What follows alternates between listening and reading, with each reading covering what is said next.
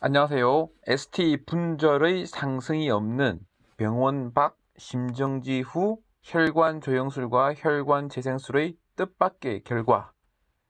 이름이 너무 길죠? 근데 이 내용은 상당히 교훈적입니다. 의사들과 환자들 모두 아주 배워야 될 것들이 많은 그런 연구 결과예요. 꼭 자세히 끝까지 들어주시길 당부드립니다. 554명을 30일 동안 관찰한 연구예요. 이름도 길고 서론이 길었는데 내용을 보도록 하겠습니다. 작년 12월 말에 나온 논문이고요. 제목은 Angiography After Out of Hospital Cardiac 어쩌고저쩌고입니다. 이게 무슨 뜻이냐면 이 병원 밖에서 심장 정지, 어떤 이유에 의해서 심장이 갑자기 정지한 거예요. 그래서 뭐 응급차가 출동하고 헬리콥터가 날아가고 어떻게 해가지고 막 살려낸 거예요. 그 환자를. 뭐 그것만 하더라도 대단한 거죠.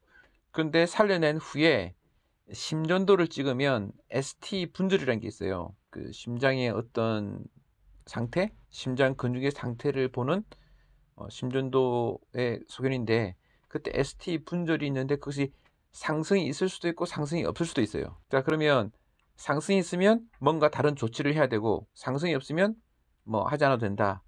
그 심장 정지를 하게 된 경우에 상당수 많은 경우가 심장에 피가 가지 않아서 생기는 거죠. 심장에 피가 가지 않아서 생긴 그것들 때문에 과연 피가 어디를 얼마나 가지 않는지 조사하는 방법이 혈관 조영술과 혈관 재생술이거든요.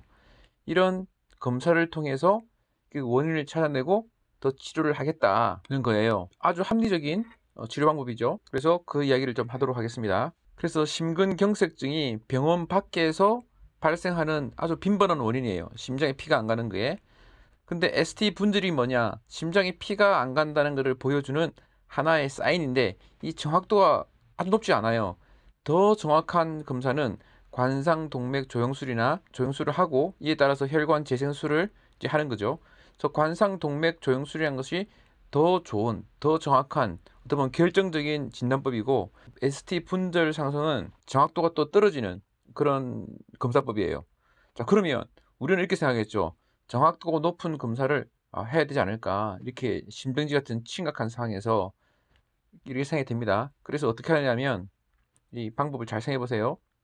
여러분도 생각 잘 해보세요. 그래서 여러 기관이 참여한 실험이고요. 관상동맥 기원의 병원 밖 심정지 환자에서 성공적으로 소생된 응급조치를 잘 해가지고 살아나신 분 554명을 무작위로 두 개로 나눠가지고 한쪽은 관상동맥 조영술을 시행했어요. 그러니까 즉시 혈관 조영술을 한 거죠.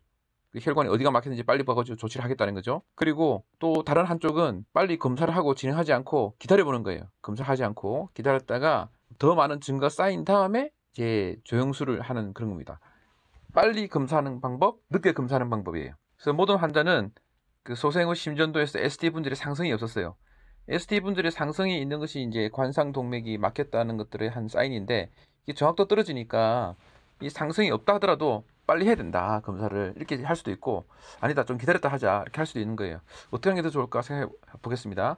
그래서 이렇게 즉시 했던 그룹과 나중에 했던 그룹, 또 하지 않거나 했던 그 그룹이 있는데, 그 1차 종료점, primary outcome, primary endpoint, 우리가 진짜 보고자 하는 그것, 지금 30일 동안에 사망이 얼마나 일어났느냐를 보는 거예요. 그래서 보면 모든 원인으로 인한 사망이 이제 영어로는 all cause death입니다. all cause death라고 하는 건데, 이거는 예를 들어서 뭐 교통사고로 돌아가셨든 다른 것 때문에 돌아가셨든 다 이건 다 사망에 포함되는 거예요. 또는 딱 그 질병에 의해서 사망하는 것뿐 아닌 거죠. 그래서 all cause death, all cause death라고 그래요. 2차 평가 변수, 엔드 포인트죠. 30일 동안에 모든 원인으로 인한 사망 또는 심각한 신경학적 결손까지 포함한 그 숫자예요. 그 1차 변수, 2차 변수를 모두 이제 조사하죠. 2차 변수는 보통 여러 개를 하는 경우도 많습니다만 1차 변수가 제일 중요합니다. 항상 그를 미리 정해놓고 시작해야 됩니다. 왜 미리 정해놓고 시작해야 되느냐? 이거를 제가 강의를 여러 차례 해드렸죠. 그 이유에 대해서 많은 연구에서 그 1차 엔드포인트를 정하지 않고 막 연구를 한다든지 1차 엔드포인트가 엄청 많다든지 뭐 이런 경우가 왕왕 있는데, 그건 안 됩니다. 안 되는 게 아니고 정확도가 떨어진 거죠. 뭐 안 된다기보다는. 자, 결과를 보겠습니다. 554명이 있었고 그 530명이 그 1차 분석에 포함됐습니다. 그래서 30일째 사망을 보는 거죠. 올 코즈 테스트 보는 겁니다. 즉시 한 군에서 143명, 54%가 사망하셨어요. 그러니까 응급조치를 하고 나서 딱 살아났잖아요. 그 중에서 절반 이상이 다시 이제 30일 내에 돌아가시는 거예요. 워낙 심각한 병이니까 아슬아슬하게 살아났다 하더라도 실제 그 중에서 다시 살기는 쉽지 않죠. 병원 밖 심정지 환자는 그런 경우가 자주 있습니다. 안타까운 일이죠, 정말. 지연혈관 조영술은 46%가 돌아가셨어요. 오히려 늦게 검사한 군이 더 좋은 거네? 이런 생각이 들지 않았습니까? 그래서 P값은 0.06으로 아주 큰 차이가 아니에요. 여기 보면 차이가 그렇게 크지 않다는 느낌이 드시죠? 그래서 HR은 1.28인데 어쨌든 그 숫자를 보면 이것이 조금 더 작습니다. 사망률이. 자, 두 번째 세컨더리 아웃컴을 보겠습니다. 세컨더리 아웃컴 보면 즉시 혈관 조영술을 한 경우는 신경학 결손을 포함한 거죠. 그러면 64%더 많아지죠. 돌아가시진 않았지만 많은 합병증이 있는 경우까지 치면 64% 있으니까 이 병이 얼마나 심각한 병인가를 알 수가 있어요. 94일생으로 살았는데도 불구하고 다시 또 그 중에서 한 달 내에 다시 돌아가시는 확률이 50% 이상. 그리고 뭐 신경학적 결손까지 치면 조금 더 올라가는 거죠. 지연하는 경우에는 이제 55.6%, 조금 더 증가하죠. 이거보다 좀 증가하는 게 맞습니다. 그 상대 위험도는 1.16.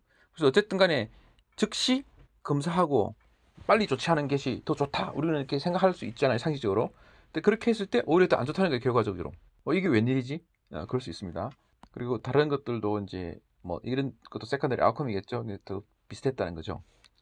자, 결론을 해드리고 또 제가 덧붙이는 이야기 좀 하겠습니다. 이 덧붙이는 이야기가 더 중요할 수 있을 것 같아요. 여러분 생각도 한번 중요하고, 그 ST 분절의 상승 없이 소생된 병원 밖 심정지 환자에서 즉각적인 혈관 조영술을 시행하는 전략은 결과적으로 그 모든 원인으로 이해한 데스, 30일 데스에 관련해서 지연적 또는 선택적 전략에 비해서 이점이 없었다. 아무런 도움이 안 됐다.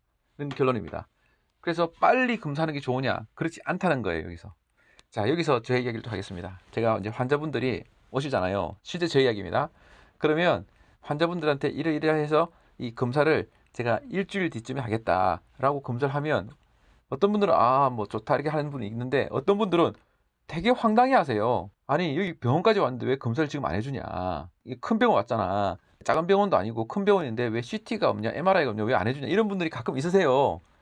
또는 이제 실제 말은 하지 않지만 표정이 그런 분들이 있거든요. 여기까지 왔는데 왜 검사를 안 해주냐, 약간 이런 분들이 있거든요. 그래서 그걸 잘 보고서 제가 눈치껏 해야 돼요. 그래서 저 같은 경우는 이런 말을 자주 씁니다. 제가 실제 쓰는 표현이 이래요. 가장 합병증이 적고 어떻게 보면 가장 정확할 수 있는 검사법이 시간이라는 검사법입니다. 시간이 지나면 이것들이 판별이 되는 경우가 많습니다. 그래서 응급한 경우에는 검사를 해가지고 그걸 판별을 해야 되지만 응급하지 않은 경우는 시간이라는 진단법을 한번 써보는 것도 좋겠습니다. 라고 이야기를 드려요. 제가 쓰는 그 표현 그대로예요. 그래서 시간이라는 검사법이 부작용 적지, 돈도 안 들지, 뭐 여러 가지 면에서 좋은 그런 진단법이거든요. 그런데 환자들의 인내심을 요구한다는 거죠. 우리나라 사람들이 아주 급하다고 알려져 있잖아요. 빨리빨리 민족이잖아요. 그래서 그런지 결과를 빨리 보고 싶어 하세요. 뭐 그런 경향이 뭐 다는 아니지만 하여튼 그런 게 있어서 저도 눈치를 봐야 돼요. 환자들이 뭘 원하나. 근데 제가 눈치가 좀 떨어지거든요. 그러니까 파악이 잘 안 될 때가 있어요. 근데 어쨌든 최대한 그렇게 설명드리고, 그래서 골절이 애매하다, 약간 그런 경우 있잖아요. 이제 뼈가 부러졌는지 안 부러졌는지 약간 애매한 경우 있잖아요. 그러면 저는 일주일 뒤에 한번 사진 찍고 그때 CT를 찍어보자 이렇게 말을 해요. CT를 찍어보면 엑스레이 안 보이는 골절이 보일 때가 있거든요. 그러니까 이제 지금 골절이 조금 애매한 상황에서 CT를 찍는 것도 하나의 방법이겠죠. 그렇지만 굳이 애매한 골절인가 아닌가도 미묘한 그런 골절이면 CT를 찍어서 골절인들 수술을 하지 않을 거거든요. 아마 많은 경우가. 그래서 이제 그런 경우는 이제 굳이 지금 찍을 필요는 없다. 일주일 뒤에 찍어도 늦지 않다. 통증도 볼 겸, 그다음에 벌어지는지 안 벌어지는지 볼 겸, 뭐 이렇게 뭐 CT는 여러 번 찍을 수 있는, 엑스레이는 뭐 여러 번 찍으면 되지만 CT는 뭐 한 번에 찍어야 되잖아요. 여러 번 찍으면 방사선도 많고 돈도 좀 들고 하니까 요즘은 CT가 많이 싸져가지고 돈이 상당히 싸졌어요. 엄청 싸졌어요. 그럼에도 불구하고 저는 이제 한 번 찍어야 된다 그러면 지금 말고 조금 한 며칠 지나서 찍어보자 이런 이야기를 가끔 하거든요. 그럼 이제 환자분은 잘 이해하시는 분도 있고 잘 이해 못한다는 표정 하시는 분도 있긴 있어요. 하여튼 뭐 그렇고. 근데 어떤 경우는 빨리 검사를 해야 되는 경우도 있거든요. 뭐 십자인대 손상이 의심되는 무릎 환자다. 그럼 이거 당연히 엑스레이 나오지 않고, 십자인대 손상이면 뭐 보조기도 해야 되고 다른 그다음 조치가 복잡하기 때문에 또 십자인대 손상인지 아닌지 달라지기 때문에 이런 경우는 이제 MRI를 좀 빨리 찍어야 되죠. 뭐 그런 경우는 이제 빨리 찍어야 되고 이런 경우는 좀 늦게 찍어야 되고 이런 게 있어요. 그 빨리 진단하에 따라서 결과가 달라지는지 그 치료법이 달라지든지 예후가 달라지든지 수술을 해야 할지 말지를 빨리 결정해야 된다든지 이런 경우는 검사를 해야겠죠. 그렇지 않은 경우는 검사를 좀 지연하는 게 나을 수도 있거든요. 그래서 오늘 이것도 마찬가지입니다. 뭔가 하면 더 좋을 것 같은 그런 생각 때문에 환자분들이 서둘러서 하는 경우가 많이 있죠. 의사도 그럴 수 있습니다. 또 다른 예로 그 무릎 수술하고 나면 인공관 수술하고 나면 환자분들이 언제 좋아지냐고 그걸 되게 서둘러세요. 그럼 제가 결국 좋아집니다. 시간을 가지세요. 천천히. 이렇게 말했는데 그것도 사실 좀 쉽지 않습니다. 매번 환자들한테 설득하려고 하니까. 꼭 다른 환자들은 어떻다, 이렇다, 뭐 옆 사람은 이렇다는데 난 어떠냐, 막 이렇게 하시는 분 많거든요. 그래서 그걸 시간이라는 치료법이 필요하다. 막 운동을 막 하려는 분들이 있어요. 막 걸어다니고 막 운동을 그렇게 많이 해서 좋아지기를 바라시는 분이 있는데 그 많이 한다고 좋아지지 않습니다. 시간이 걸립니다. 그때 제가 쓰는 표현은 서두른다고 애가 나오지 않습니다. 10달을 기다려야 애가 나옵니다. 조금 더 기다리세요. 천천히 하세요. 아프지 않고 더 좋아집니다. 이렇게 말씀드리거든요. 운동해서 좋아진다고 생각하지 마세요. 시간이 지나서 좋아진 거예요. 이렇게 말씀드리는데 우리는 간혹 너무 서둘러서 일을 더 거르치는 또는 굳이 그럴 필요 없는데 괜히 신경 쓰고 노력하고 그러다 실망하고 아프고 그런 경우 있는 것 같아요.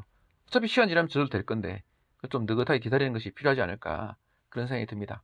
물론 상황마다 다릅니다. 이 연구를 보면서 그런 생각이 좀 드네요.